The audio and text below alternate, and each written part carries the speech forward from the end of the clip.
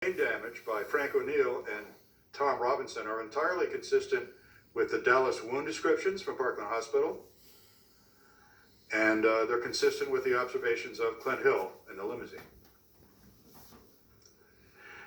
Dr. David Mantic, MD, and I both agree that President Kennedy was shot in the head 3 times, once from behind and twice from the right front.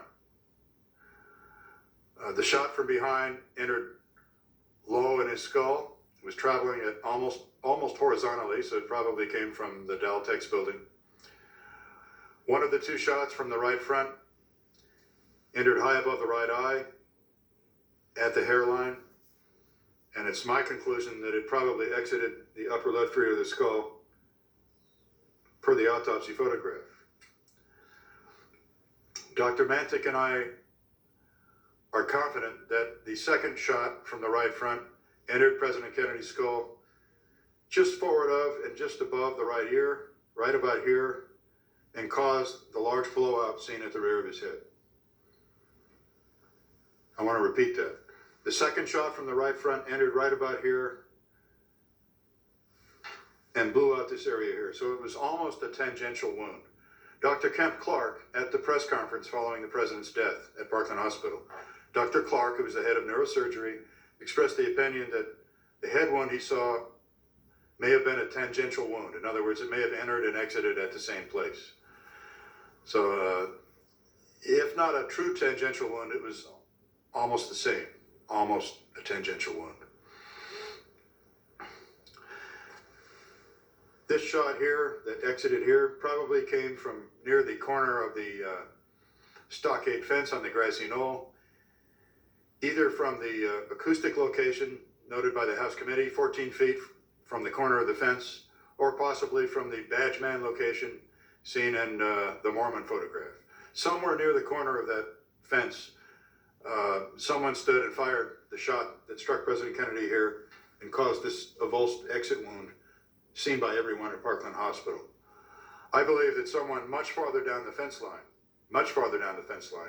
from the area where the fence line meets the overpass, fired this shot, which entered here and exited here.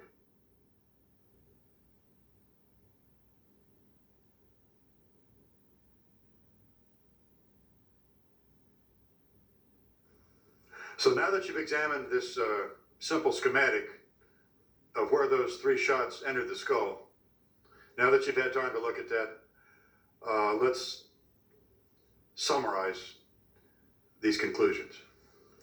Okay. 1 shot from behind, entered low in the rear of the skull, probably did not exit. This would explain why the orbit of the right eye was cracked, the right eye was displaced, and the vomer was crushed, per Dr. Boswell's notes. The vomer is the bone in the middle of your nose.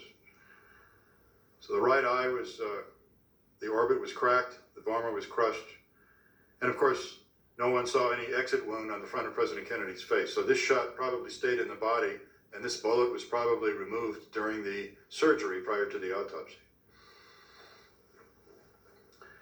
Another shot from the immediate right front came from near the corner of the stockade fence.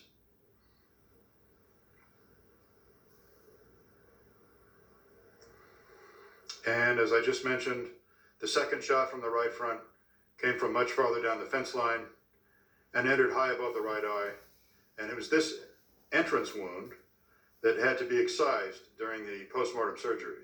That's why you have a large red incision, a large red V in the president's forehead right above his eye, which no one saw at Parkland Hospital. Let me emphasize the importance of that point. No one at Parkland Hospital saw a bright red triangle of bloody damage above the president's right eye. Nobody described anything like that. And in fact, the president's own wife, Jackie Kennedy, told the Warren Commission when she testified in 1964, from the front there was nothing. Quote, from the front there was nothing, unquote. And that she was holding his head down in the car after the shooting, trying to keep his head on. So surely if there had been such a wound on his face, or for that matter, if the top of his head had been removed, or if the right side of his head had been removed, as we see in the Zapruder film and as we see in the autopsy photos, if the right side of his head had been blown out, she would have seen those things and she would not have made the statement she made. But Jackie Kennedy said, quote, "From the front, there was nothing," unquote. And no one at Parkland Hospital saw this bright red triangle. So my conclusion is that this bright red triangle we see in the autopsy photographs is an incision made to remove this third entrance wound discussed here, this entrance wound that was about the size of a dime right here in the hairline. That's my conclusion, that President Kennedy was shot twice in the body. I think this is something that most JFK researchers will agree with. We all know that President Kennedy was shot in the upper right thorax, in the back of his body, somewhere in the upper portion of his back. The Warren Commission decided to redescribe it as his lower neck, but that verbal plastic surgeon